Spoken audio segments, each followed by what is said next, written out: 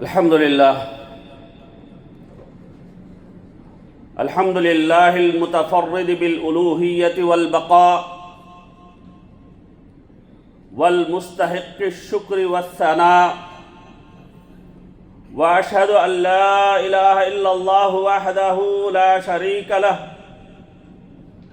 ذو العزة والكبرياء، وأشهد أن محمدًا عبده ورسوله أفضل البشر وأزكى الرسل والأنبياء، صلى الله عليه وعلى آله الأطهار وأصحاب البرية الأتقياء وعلى تابعيهم بإحسان إلى يوم النداء بالجزاء. أما بعد، قال الله عز وجل في القرآن المجيد: أعوذ بالله من الشيطان الرجيم، بسم الله الرحمن الرحيم. ولنبلونكم بشيء من الخوف والجوع ونقص من الأموال والأنفس والثمرات وبشر الصابرين. ప్రశంసలు పొగడ్తలు సమస్త లోకాలకు ప్రభు అయిన అల్లాహ్ సుబ్హానహు వతఆలాకు మాత్రమే అంకితం. అల్లాహ్ కృపానుగ్రహాలు మహనీయ ముహమ్మద్ సల్లల్లాహు అలైహి వఆలిహి వసల్లంపై, ఆయనకు పూర్వం గతించిన ప్రవక్తలందరిపై, సజ్జనులపై, సత్యాన్వేషకులపై కలకాలం కురియుగా. అభిమాన మిత్రులారా, అష్ట కష్టాల్లో సైతం అల్లాహ్ మీద నమ్మకం. జీవితం అనేది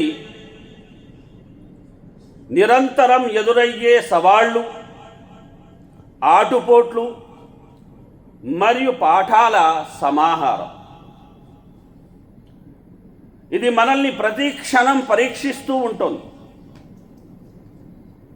జీవితం నిరంతరం సుఖంగా, సంతోషంగా సాగదు. లాభం నష్టం, సుఖం దుఃఖం ఇలా ఒకదాని వెన్నంటే ఇంకొకటి ఉంటాయి. మరణం, వ్యాధి, వియోగం వంటి వేదన కలిగించే అంశాలకు మనలో ఎవరూ అతీతులు కారు. ఈ కఠినమైన పరీక్షల్లో విజయం సాధించడానికి ఓర్పు, సానుకూల దృక్పథం మరియు ఎదురయ్యే సమస్యలను చిరునవ్వుతో ఎదుర్కొనే గుణం మనందరికీ చాలా అవసరం. అష్ట కష్టాలు అంటే జీవితంలో ఎదురయ్యే 8 రకాల కష్టాలు. ఇవి మనకు సవాళ్లుగా ఉంటాయి. వీటిని అధిగమించడం ద్వారా మనం ఆధ్యాత్మిక ఎదుగుదలను సుసంపన్నం చేసుకోగలం. అల్లాహ్ సుబ్హానహు వతఆలా ఇదే యథార్థాన్ని తెలియజేస్తూ ఖురాన్లో సెలవిస్తున్న మాట: వలనబులువన్నకుం బిషైఇం మినల్ ఖౌఫి వల్ జూ'i వనక్సిం మినల్ అమ్వాలి వల్ అన్ఫుసి వస్సమరాత్ వబశ్శిరిస్ సాబిరీన్. మరియు మేము మిమ్మల్ని భయం, ఆకలి, ప్రాణాల నష్టం, ఆస్తుల నష్టం, ఫలాల నష్టంతో తప్పక రకరకాలుగా పరీక్షిస్తాం. కాబట్టి ఓ ప్రవక్త సల్లల్లాహు అలైహి వసల్లం, ఓర్పు వహించే వారికి శుభవార్త అందించు అని అల్లాహ్ సుబ్హానహు వతఆలా సెలవిస్తున్నాడు. అభిమాన మిత్రులారా, బాధ్యతలను భారంగా కాకుండా జీవితానికి అర్థం కల్పించే అవకాశాలుగా పరిగణించాలి. కర్తవ్యాన్ని నెరవేర్చడం ద్వారా ఉద్వేగం, పరధ్యానం, వేదనలకు అతీతంగా మనం జీవించగలం. ఎదురైన కష్టం గురించి చింతకు బదులు లక్ష్య సాధన దిశగా చింతన చేస్తే నూతనోత్సాహం అనేది కలుగుతుంది. నైరాశ్యాన్ని తావివ్వక చెయ్యాల్సిన పనులు నెరవేర్చాల్సిన యొక్క బాధ్యతల మీదే ధ్యాస ఉంచితే భారం దానంతట అదే తేలిపోతుంది. అల్లాహ్ సుబ్హానహు వ తఆలా ఈ ప్రపంచాన్ని సృష్టించింది మొదలు నేటి వరకు, నేటి నుండి ప్రళయం వరకు ఎన్నడూ అది ఒకేలా లేదు, ఒకేలా ఉండదు కూడా. వివిధ మార్గాల్లో మనుషులను మారుస్తూనే ఉంటుంది. ఒక కవి చెప్పినట్టు 8 పరిస్థితులు అందరి జీవితాల్లోనూ వస్తాయి. మానవుడు ఈ 8ంటిని తప్పక ఎదుర్కోవాల్సిందే. లాభం నష్టం అంటే సంతోషం మరియు దుఃఖం, సంయోగం వియోగం అంటే కలుసుకోవడం మరియు విడిపోవడం, సుఖం మరియు కష్టం అంటే సులభం మరియు కష్టం, కీర్తి మరియు అపకీర్తి అంటే ఆరోగ్యం మరియు అనారోగ్యం, జీవితంలో ఎదురయ్యే ఎగుళ్ళు దిగుళ్ళు, అలాగే అభిమాన సోదరులారా హెచ్చులు తగ్గు.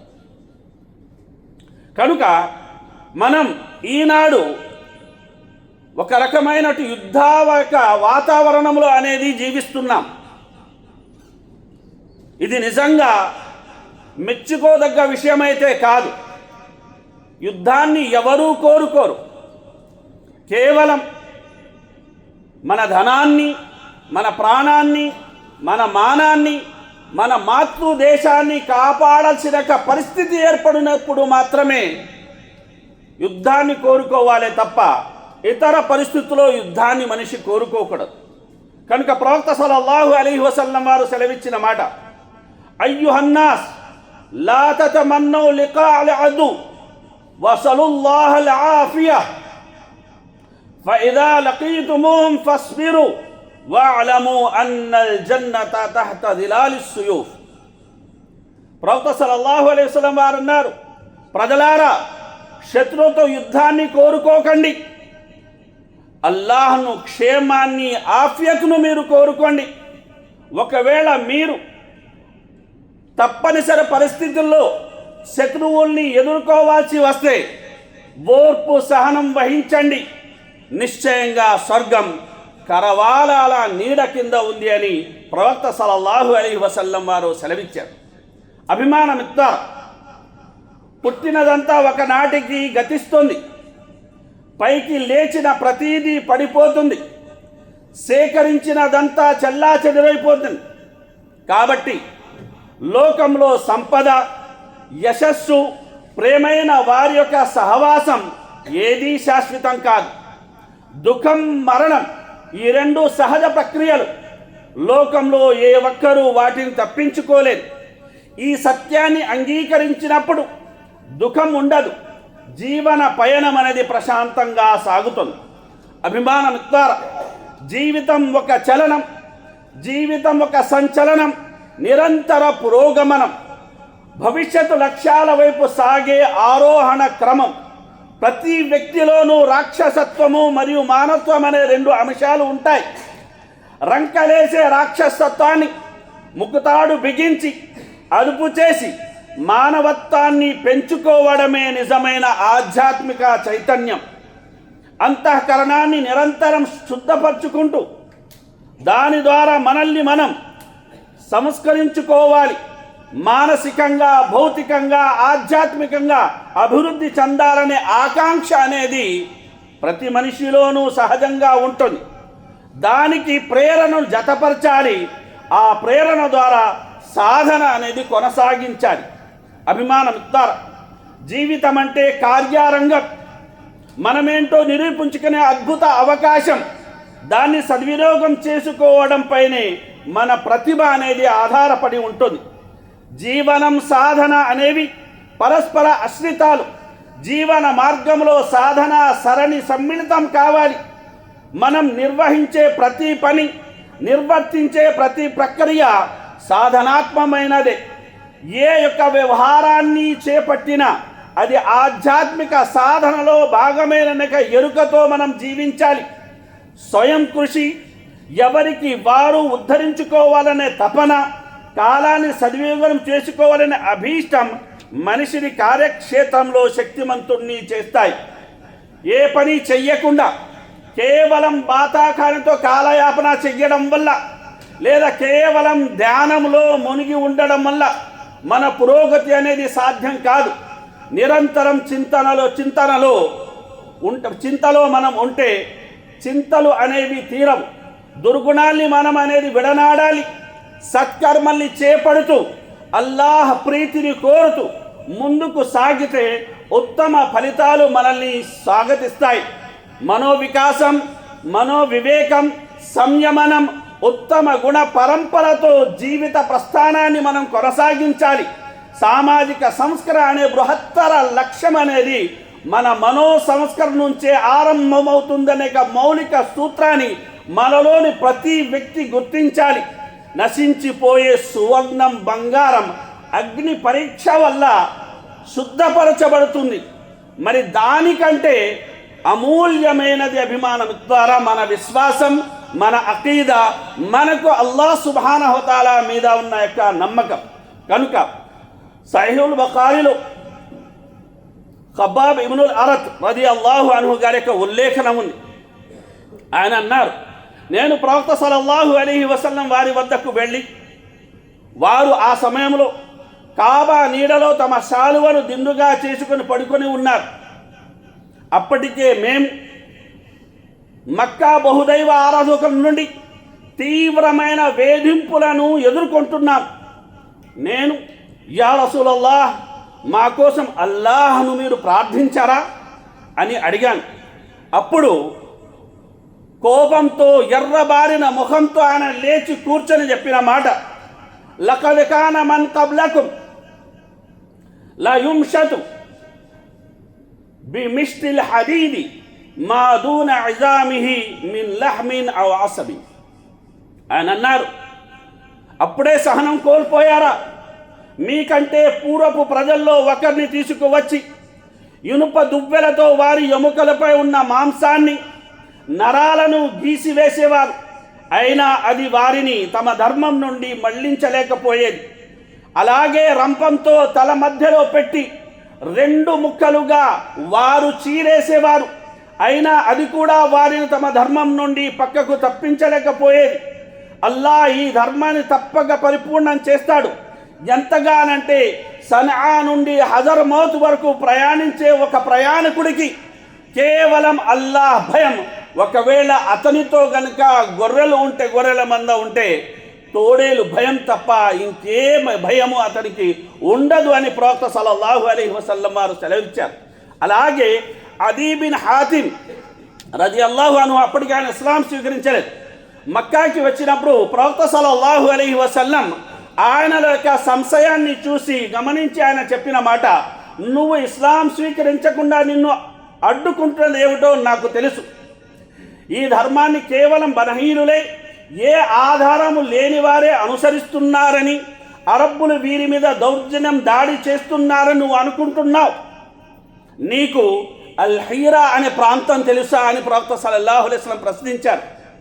అయ్యా, ఆ ప్రాంతం గురించి వినడమే కానీ చూసింది లేదు అని ఆయన సెలవీయగా ప్రవక్త సల్లల్లాహు అలైహి వసల్లం వారు అన్నారు, ఫవల్లదీ నఫ్సి బియదిహి, ఏ యొక్క శక్తి స్వరూపుని చేతిలో నా ప్రాణం ఉందో ఆయన సాక్షిగా చెబుతున్నాను, అల్లాహ్ సుబ్హానహు వ తఆలా ఈ ధర్మాన్ని తప్పగా పరిపూర్ణం చేస్తాడు. ఎంతగానంటే ఒక ఒంటరి మహిళ అల్ హీరా నుండి బయలుదేరి ఎవరి రక్షణ లేకుండా కాబా గృహాన్ని తవాఫ్ చేస్తోంది. మరియు కిస్రా బిన్ హుర్ముజ్ అంటే పర్షియా చక్రవర్తి యొక్క నిధులు తప్పగా జయించబడతాయి అని ఆ సందర్భంగా ప్రవక్త ముహమ్మద్ సల్లల్లాహు అలైహి వసల్లం వారు సెలవీయడమే కాకుండా, ధనం ఎంతగా సమృద్ధి చెందుతుంది అంటే దానం చెయ్యాలని ప్రజలు ముందుకు వచ్చినా దాన్ని తీసుకోవడానికి ప్రజలు ఉండరు, అంతగా ధనం సమృద్ధి చెందుతుంది అని ప్రవక్త సల్లల్లాహు అలైహి వసల్లం వారు సెలవిచ్చారు. కనుక అభిమానం ఇట్లారా అదీ బిన్ హాతిమ్ రదియల్లాహు అన్హు గారు సెలవిస్తున్నారు, ఇస్లాం స్వీకరించారనే తర్వాత ఆయన అంటున్నారు, అలా ఒక స్త్రీని ఒంటరిగా తవాఫు చెయ్యడం అనేది నేను చూశాను. అలాగే ఇరాన్ యొక్క ధనాన్ని కైవసం చేసుకునే యొక్క ఆ యుద్ధంలో స్వయంగా నేను పాల్గొన్నాను. ఇంకా మూడవ భవిష్యవాణి ఉంది, అది కూడా ఖచ్చితంగా నెరవేరుతుందన్న నమ్మకం నాకుంది. ఎందుకంటే ఆ భవిష్యవాణిని చెప్పిన వారు అక్షరాల అంతిమ దైవ ప్రవక్త ముహమ్మద్ సల్లల్లాహు అలైహి వసల్లం వారు అన్న విషయాన్ని అదీ బిన్ హాతిమ్ రదియల్లాహు అన్హు గారు సెలవిచ్చారు. అభిమాన మిత్రులారా, ఈ విషయాలు ఎందుకు చెప్పబడుతున్నాయి అంటే, అభిమాన మిత్రులారా, ఈరోజు పరిస్థితులు కాస్త విషమంగా మారింది చూసి చాలామంది మసీదులను బయట కూర్చొని బాతాఖానీ చేస్తూ ఇంకా వీళ్ళ పరిస్థితి అయిపోయింది, ఈ అరబ్ దేశాలు ఖాళీ అయిపోతాయి, ఇంకా తుడిచిపెట్టుకుపోతాయి. అభిమాన మిత్రులారా, ఒక్క నిమిషం ఆలోచించాలి. ఎన్ని తరాలు, దాదాపు కనీసం అంటే 3 తరాల ప్రజలు అల్హమ్దుల్లా ఇలాంటి యొక్క దేశాలకు వచ్చి వారి జీవనోపాధిని ఎంతో ప్రశాంతంగా వారు సంపాదించుకుంటూ అక్కడ వారి దేశాల్లో వారు ప్రశాంతంగా బతుకుతున్నారు. ముఖ్యంగా 150 దేశాలకు సంబంధించిన ప్రజలు కువైట్ రాజ్యంలో పని చేసుకుంటూ వారి జీవన భృతిని వారు సంపాదించుకుంటున్నారు. సోదర, మరి ఇంత యుద్ధ పరిస్థితి ఉన్నా చాలామంది తమ దేశాలు వెళ్ళిపోవచ్చు కదండి. ఎందుకు వెళ్ళడం లేదు? ఎందుకంటే ఇక్కడ మేలుంది కనుక, ఇక్కడ మంచింది కనుక. మరి అలాంటి దేశాలు సుభిక్షంగా ఉండాలని, అలాంటి దేశాలు క్షేమంగా ఉండాలని, అలాంటి దేశాన్ని అల్లాహ్ సుబ్హానహు వ తఆలా మరింత దీవించాలని, రక్షించాలని, కాపాడాలని, దుష్ట దేశాలను అల్లాహ్ సుబ్హానహు వ తఆలా నాశనం చేయాలని కోరుకోవాలి. కానీ ఇలా బాతాఖానీలు పెట్టుకొని దేశాల విషయంలో తీర్మానాలు చేయడం అనేది, నిరాశజనకమైన మాటలు మాట్లాడడం అనేది ఎంత మాత్రం సమంజసమైన విషయం కాదు. కనుక అభిమాన మిత్రులారా, మనం ప్రపంచ శ్రేయాన్ని కోరాల్సిన వారం. కనుక అభిమాన మిత్రులారా, మన జీవితం అనేది 4 అంశాల మీద ఆధారపడి ఉంటుంది. అందులో శోధన, వేదన, సాధన, శోధన, రసాస్వాదన అంటారు. కనుక అభిమాన మిత్రులారా, వేదన అనేది అది సమాజంలో జరిగే పరిస్థితుల విషయంలో కూడా మనకు కలగాలి. నేడు విద్యార్థులు ఏ ఉద్యమాన్ని అయితే చేపట్టారో, ఏ యొక్క శ్రమ అయితే వారు పడుతున్నారో, ఎన్ని కష్టాలైతే వారు ఎదుర్కొంటున్నారో, వారి పక్షం మనం వహించాలి. వారికి బాగు జరగాలని మనం కోరుకోవాలి. రేపటి మన దేశ యొక్క బంగారు భవిష్యత్తుకి బాటలు వేసే వారి భవిష్యత్తే ఈరోజు ఇలా ఉంది అంటే, రేపు రాబోయే తరాల గురించి ఆలోచించాలంటేనే భయమేస్తుంది కదా. కనుక అభిమానం ద్వారా సమాజంలో జరుగుతున్న పరిస్థితుల గురించి ఆవేదన చెందాలి. ఆ ఆవేదనల నుంచి మరి దీనికి పరిష్కారం ఏంటనక శోధన బయలుదేరుతుంది. మరి మనం పరిష్కారం దిశగా అనేది అడుగులు వేస్తాం. ఆ శోధనలో ఆ పరిష్కారం దిశగా చేసేదే సాధన. మరి ఆ సాధనతోటి మనం ఏం చేస్తామంటే, మనం కావాల్సింది అనేది సాధించుకుంటాము. సాధించుకున్న మీదట మనకు జీవితంలో లభించేదే రసాస్వాదన. కనుక ఆ తర్వాతే జీవితాన్ని సంపూర్ణంగా మనం అనుభవించగలుగుతాం. కనుక అల్లాహ్ సుబ్హానహు వ తఆలా మనందరి ఈ వేదన స్థితిని తొలగించి, మనందరిలో శోధనా భావాన్ని కలిగించి, సాధించుకునే గుణాన్ని అల్లాహ్ సుబ్హానహు వ తఆలాను మనం రగిలించి, మన జీవితాల్లో రసాస్వాదనతోటి అల్లాహ్ సుబ్హానహు వ తఆలా 3 పూరు 6 కాయల్లా దీవించాలని మనఃపూర్వకంగా వేడుకుంటూ నేను నా మాటను పూర్తి చేస్తున్నాను. అల్లాహ్ సుబ్హానహు వ తఆలా కువైత్ రాజ్యాన్ని, ఇతర ముస్లిం రాజ్యాలను సమస్త కీడుల నుండి కాపాడి రక్షించాలని కోరుకుంటూ నా మాటను పూర్తి చేస్తున్నాను. ఆమీన్. బారకల్లాహు లనా వ లకుం ఫిల్ ఖురానిల్ హకీమ్ వ నఫఅని వ ఇయ్యాకుం బిల్ ఆయాతి వద్ దిక్రిల్ హకీమ్ ఇన్నహు తఆలా గఫూరుర్ రహీమ్.